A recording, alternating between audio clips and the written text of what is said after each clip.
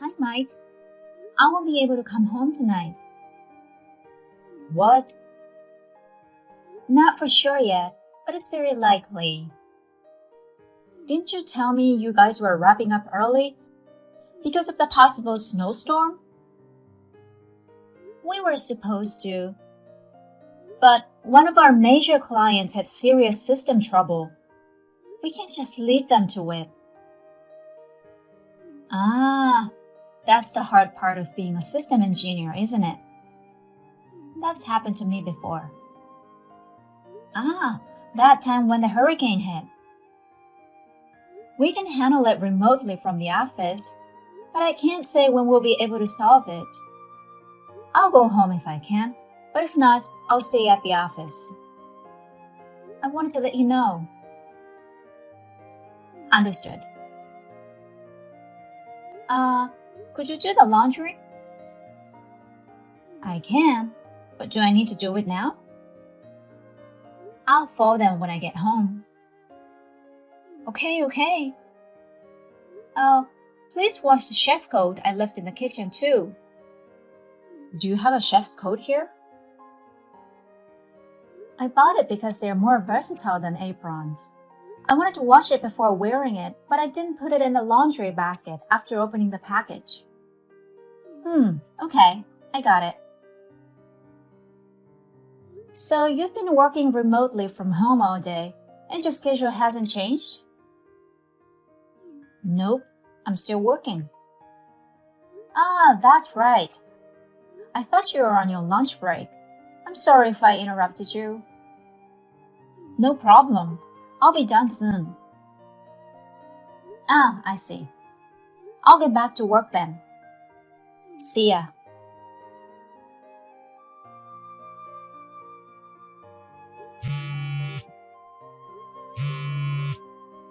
Hey, Mike? You're not at home? Where did you go in this heavy snow? What's going on in your backyard?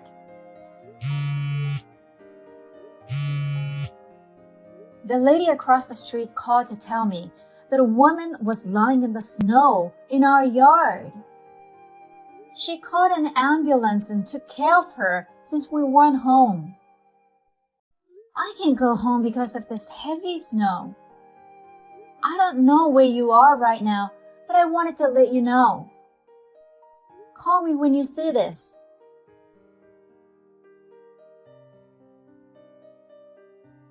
Mike, you haven't come home yet? It looks like your phone's dead.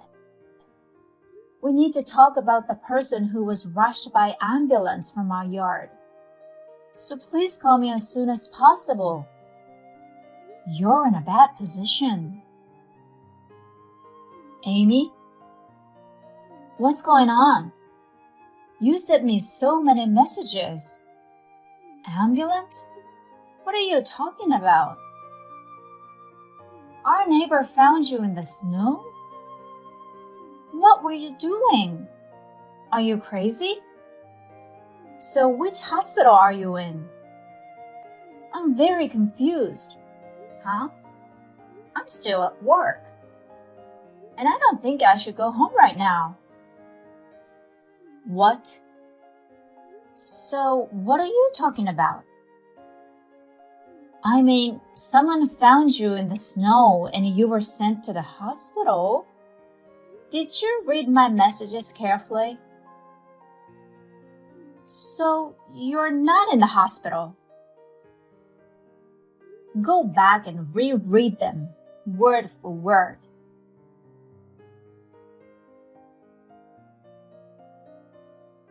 Hey, so are you saying someone was found in our backyard? And this person was sent to the hospital? Well, you did it, right? What? You called me crazy without reading my messages carefully. It's no use making up for it now.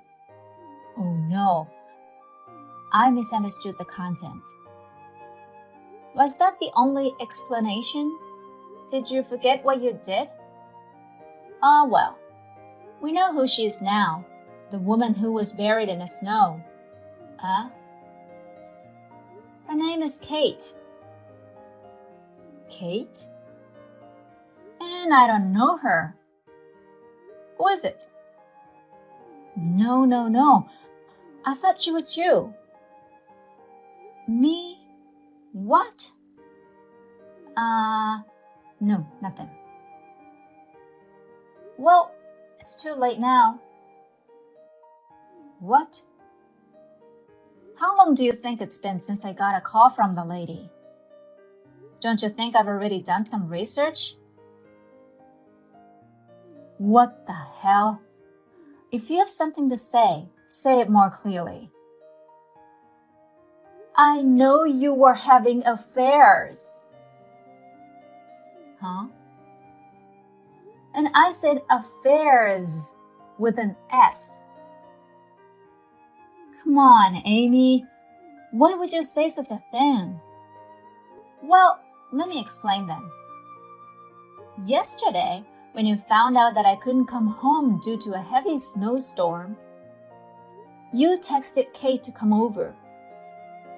Kate said no, so you texted another girl to spend a night together. Probably because of the snow, you went to pick her up, and our house was temporarily unoccupied. As usual, you forgot to lock the front door, which was a big mistake. Oh. Then Kate arrived. She probably wanted to surprise you. The front door was open. She figured you were probably at home working, so she went inside without saying a word. Then she started cooking, wearing my shift coat in the kitchen. What? Hey, wait. Then you came home with the other girl. When you saw Kate in the kitchen, you thought I had come home earlier. You panicked because you thought I would find out about your affair. Without checking her face, you threw her out of the kitchen to the backyard where the snow began falling heavily. Was that Kate? You and the girl decided to go somewhere else and left Kate in the snow. This time, you did lock the door. I don't know where you went after that, but you've been with the other woman, haven't you? Well, what happened to Kate? She broke her leg when she was thrown out in the yard. Oh. You told her to be in the snow all night long. She couldn't stand up because of the pain. And the snow worked as soundproofing when she was shouting for help. Few people were outside due to the heavy snowstorm. Eventually, the lady across the street found Kate buried in the snow and called an ambulance. After that, she's alive, but she's in the hospital. Which hospital? Are you visiting her? I don't know. To be honest, I don't feel any sympathy for her. But I'm not so insensitive as to give information to the person who put her in the hospital. So, I won't tell you. I know, but you should be more worried about yourself. What? After all the trouble you caused, can't you at least think of the possibility that the police are working on it? Police? I don't know what happened after they asked me a few questions. Wait a minute. What's going to happen to me?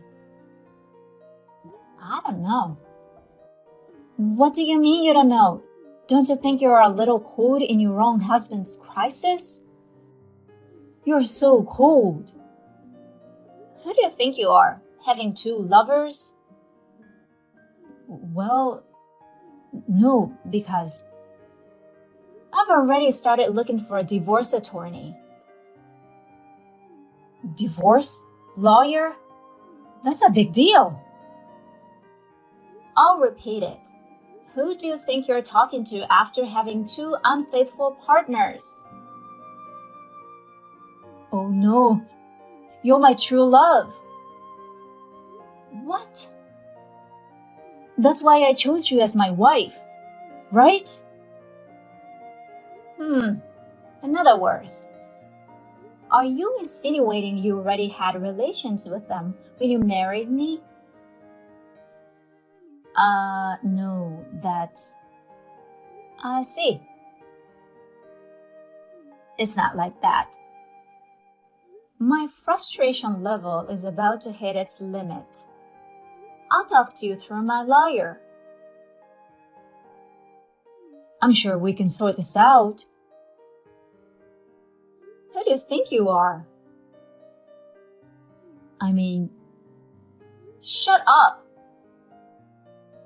What? Bye.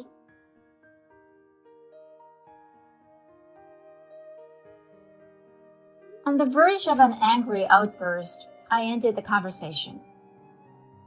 Soon after that, with the help of a lawyer and an agency, I collected evidence, filed for alimony, and finalized the divorce. The house was under his name, so I moved out. After that, it was over. Mike was confronted by his two partners. Mike blamed Kate for breaking into the house. Kate was angry at Mike for what he did to her. They were both trying to file a report to each other. Mike could not handle anything by himself and asked me to help him. I had to change my number so that he could no longer call me. I can't thank the lawyer enough for moving so quickly before I got involved.